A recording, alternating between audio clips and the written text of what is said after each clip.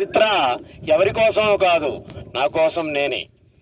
పెద్ద పెద్ద బొట్టు పెట్టి కాషాయ గుడ్డలు ధరించినటువంటి ప్రతి ఒక్క స్వామీజీని కూడా నమ్మొద్దు.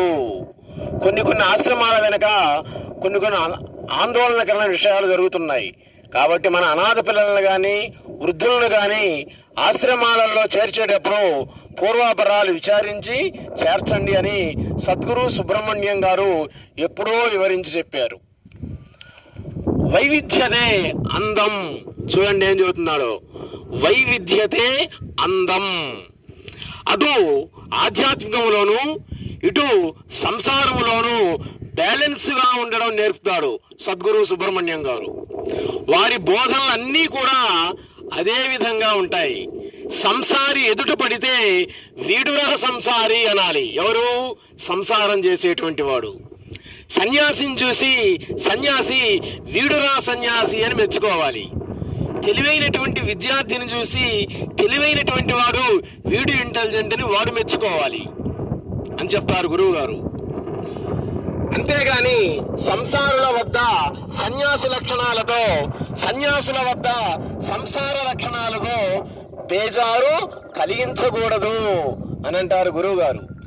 గురువుకు మంచి శిష్యుడిగా ఉండాలి, భార్యకి మంచి భర్తగా ఉండాలి, భర్తకి మంచి భార్యగా ఉండాలి, పిల్లలకి మంచి తండ్రిగా ఉండాలి, తండ్రికి పిల్లలు కూడా మంచి పిల్లలుగా ఉండాలి, స్నేహితుడికి మంచి స్నేహితుడిగా కూడా ఉండాలి. ఏ సెక్షన్ ఆ సెక్షన్ అన్నట్టు ఆయా పరిస్థితులకు తగినట్టుగా ఆయా వ్యక్తులకు తగ్గట్టు వ్యవహారం ఉండటమే మంచిది అని అంటారు సద్గురు సుబ్రహ్మణ్యం గారు. గురువు గారు నేర్పినటువంటిది ఆధ్యాత్మిక జ్ఞానం అదే. ఎప్పటికే ఏది ప్రస్తుతము అప్పటికా మాటలాడి అన్యుల మనసులు నొప్పింపక తానొవ్వక తప్పించుకు తిరుగువాడు ధన్యుడు అని చెప్పాడు వేమన గారు. మనం మాట్లాడే మాటలకి ఎదుటివాడు బాధపడకూడదు, మనము బాధపడకూడదు. ఆ విధంగా మానవుడు మెనగాలి అని చెప్తారు. అదే గురువు గారు కూడా చెప్పేటువంటిది ఆధ్యాత్మికం. అటువంటి పద్యాన్ని సద్గురు సుబ్రహ్మణ్యం గారు ఎన్నో విషయాలలో ఆయన ఉదహరించి చెప్పారు. లోకంలో మనం నేర్చుకోవాల్సినటువంటి విధానం అదే అన్నమాట. లౌకికాన్ని ఆధ్యాత్మికాన్ని భలేగా విడగొట్టారు గురువు గారు.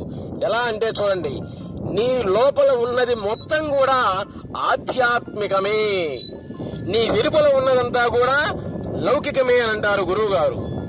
వెలుపల ఆధ్యాత్మికం పేరుతో ఉన్నది అంతా కూడా లౌకికవాదమే. లోపల ఉండేటువంటి లౌకిక విషయాలైనా సరే అదంతా కూడా ఆధ్యాత్మికానికి సంబంధించినటువంటిదే. నవరసాలతో కూడుకున్నటువంటి జీవితాన్ని అనుభవించినటువంటి మానవుడు చిట్ట చివరికి ఎక్కడికి పోయేది? శాంతరసానికి వెళ్ళదన్నమాట.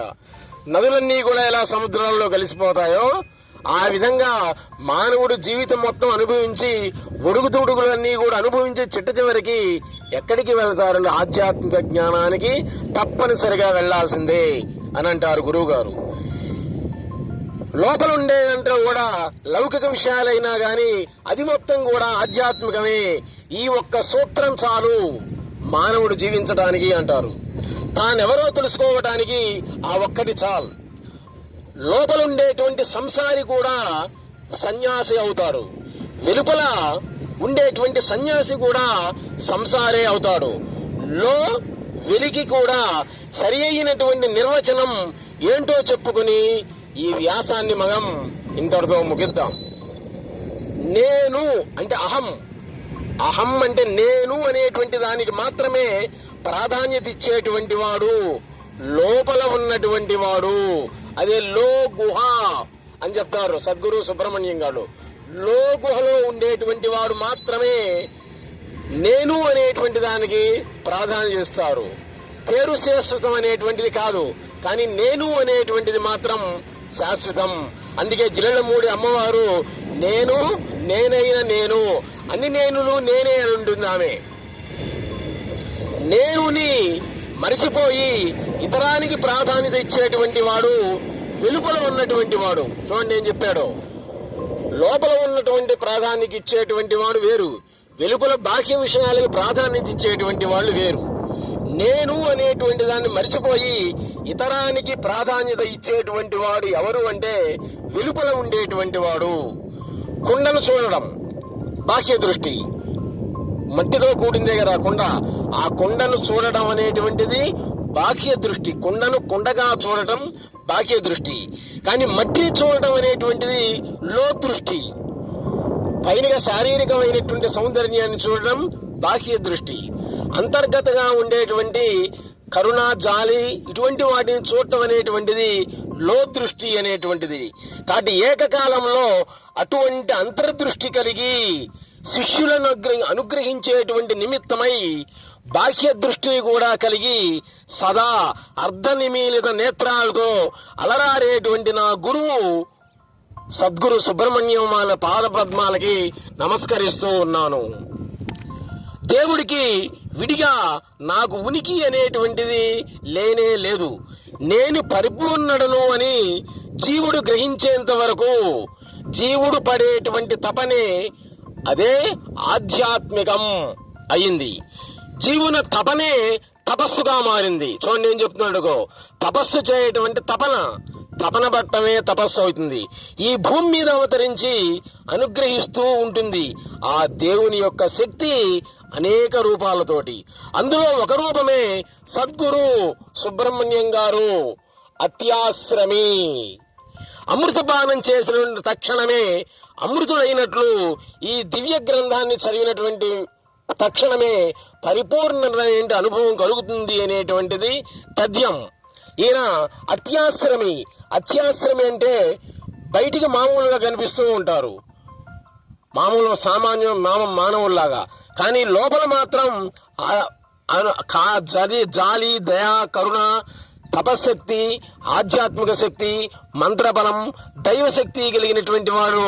అటువంటి వాళ్ళని అత్యాశ్రమి అని అంటాం. పెద్ద పెద్ద విభూతి రేఖలు, పెద్ద బొట్టు పెట్టి బయటికి కనిపిస్తుంటారు, వాళ్ళు అత్యాశ్రమి కాదు, బాహ్యాడంబరం. కానీ ఈయన కూడా గురువు గారు కూడా ఉదయాన్ని విభూతి రేఖలు పూసుకుంటారు, మళ్ళీ చేపేస్తారనమాట. అంటే బయటికి సామాన్యులా కనిపిస్తూ లోపల దైవికమైనటువంటి శక్తులు కలిగినటువంటి ఇటువంటి మహాత్ములని అత్యాశ్రమి అని అంటాం. మరి అత్యాశ్రమం అంటే ఇటువంటి మహాత్ములు ఎక్కడైతే ఉంటారో అదే అత్యాశ్రమం అనేటువంటిది అవుతుంది. నెక్స్ట్ ఎపిసోడ్లో మళ్ళీ గురువు గారి యొక్క మహిమల గురించి తెలుసుకుందాం. అంతవరకు